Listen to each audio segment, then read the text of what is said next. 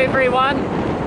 Today we are back at Onslow Street Level Crossing in Ohingaiti because, and yes, this has unfortunately now happened, the Griswold mechanical bells are now gone. So we've now got two Western Cullen Hayes E-bells on either side of the crossing, as you can see.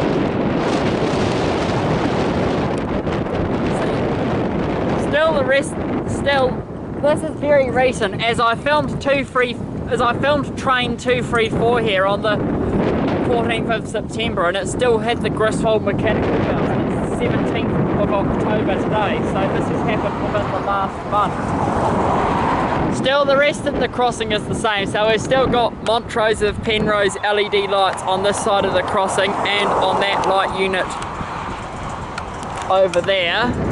And we've got a set of Western Cullen Hayes lights mounted on a Griswold signal code bracket, which have been retrofitted to LEDs.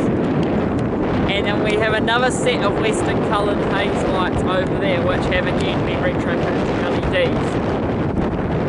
And we have Westinghouse control boxes.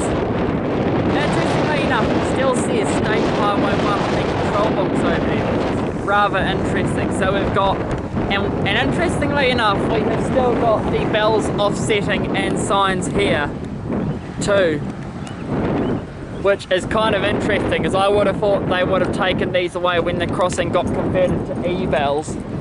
So yeah, this now does unfortunately mean that Main Street Level Crossing in Hunterville is now the last level crossing on the North Island main trunk line in the Rangitikei region still to have mechanical bells.